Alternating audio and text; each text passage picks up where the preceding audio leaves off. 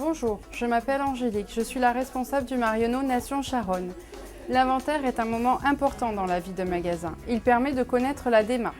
Il permet de connaître notre stock physique et notre stock informatique. Le résultat de l'inventaire contribue au résultat du magasin.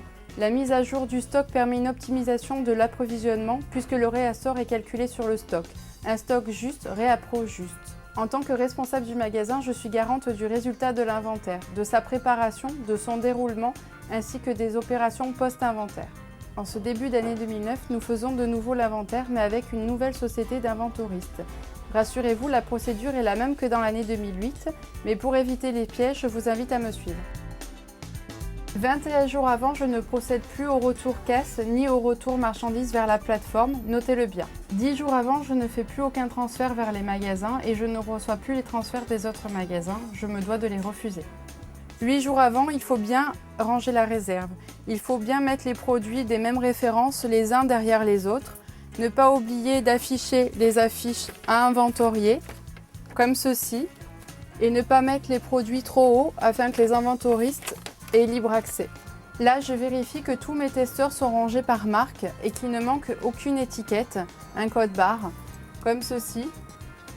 Là, je vois qu'il en manque un, donc je n'oublie pas, je l'étiquette et je mets la fiche à inventorier. Je n'oublie pas de rassembler mes défectueux et je mets une affiche à inventorier, casse et défectueux. Je fais de même avec mon vrac institut qui n'est pas entamé. Je marque vrac institut à inventorier. Pour les cartes cadeaux, je ne compte uniquement les cartons qui ne sont pas entamés. Je fais le tour de ma réserve, je vérifie qu'il n'y a pas d'endroit caché, que tout va être inventorié. Voilà un carton oublié. Il ne faut pas oublier d'inventorier les sacs réutilisables. Je vais mettre une affiche à inventorier. Mais attention, seule exception à la règle, nous devons inventorier la gamme Bio Marionneau. C'est les seuls soins que nous devons inventorier. Et ne pas oublier d'inventorier les échantillons également. L'inventaire c'est ce soir, je vais donc revérifier ma réserve. Je fais le tour de ma réserve et je vérifie que tout est bien rangé pour une dernière fois.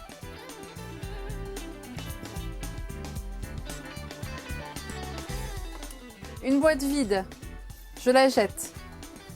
Tous mes bacs ont été vidés, la livraison a été réceptionnée et rangée. La réserve est enfin prête, maintenant on s'attaque au magasin. Je n'oublie pas de compter toutes mes perles de bain, de noter la quantité sur une feuille ou une petite étiquette que je colle sur le pot et je rajoute le code à barre également.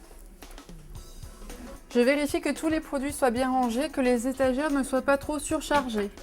J'ai bien isolé et dans le magasin et dans ma réserve tout ce qui ne doit pas être inventorié.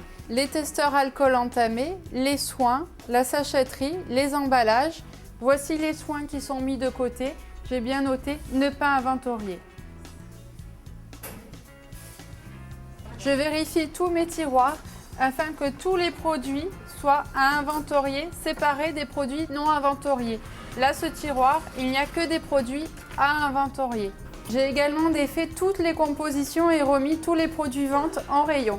Maintenant, je vais vérifier mes vitrines qu'il n'y ait plus de produits vente. Il me reste un produit, je vais le remettre en rayon. Ce produit est cassé, je vais le rapporter dans la réserve avec les autres défectueux car ils doivent tous être comptabilisés. Une fois que j'ai fait le tour complet de ma réserve et de mon magasin, je remplis ma checklist et je vais l'envoyer par mail à Philippe Hubert. Bonjour monsieur, venez, on va s'installer. Je vais vous montrer une des particularités de mon magasin. Par exemple, ce placard, vous ouvrez, vous avez différents tiroirs. Je vous ai marqué à inventorier et ne pas inventorier. Ici, vous avez également un autre tiroir, mais il faut faire attention parce qu'il va falloir baliser les deux zones. Vous avez un sous-tiroir, donc à inventorier, et celui-ci. Une fois toute ma checklist vérifiée et cochée, je l'envoie par mail à Philippe Hubert et maintenant je peux procéder à ma clôture de fin de journée comme à l'accoutumée. pour le balisage. Toujours de gauche à droite, de haut en bas. Donc là, je prends bien soin de baliser les tiroirs et les sous-tiroirs. À la fin du balisage, je valide avec le responsable pour voir qu'il ne manque pas de zone. Je vérifie bien que chaque zone a bien été balisée.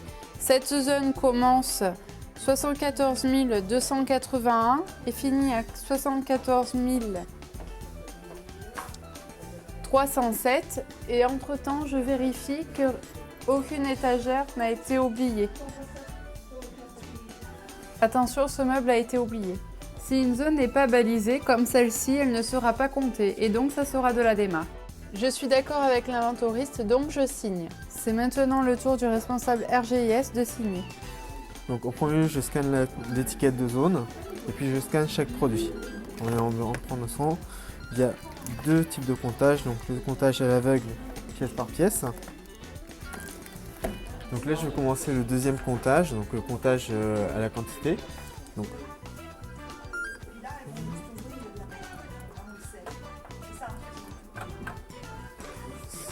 15 pièces, je rentre et je mets un coup de stabilo pour dire que ça a été compté une deuxième fois. Comment se présentent les feuilles de contrôle? Donc vous avez le numéro de la zone qui se trouve ici, le code barre, le code SKU ainsi que la description du produit, ainsi que les quantités pour bien montrer que ça a bien été pris en un par un et qu'il n'y ait pas d'erreur. Là vous avez la quantité de la zone et là vous avez la quantité du contrôle, donc le contrôle que moi j'ai fait avec la machine en recomptant derrière. Il y a une erreur entre les deux, donc il sort une zone automatiquement qu'il faudra vérifier ensemble pour voir d'où vient l'erreur. Donc maintenant je vais vérifier l'erreur et je vais recompter moi-même. L'inventaire est enfin fini. L'inventoriste me donne deux rapports. Dans un premier rapport, j'ai la preuve comme quoi il y a eu 100% du magasin qui a été vérifié. Le deuxième rapport est un petit peu plus complet. Il y a donc 765 zones dans mon magasin.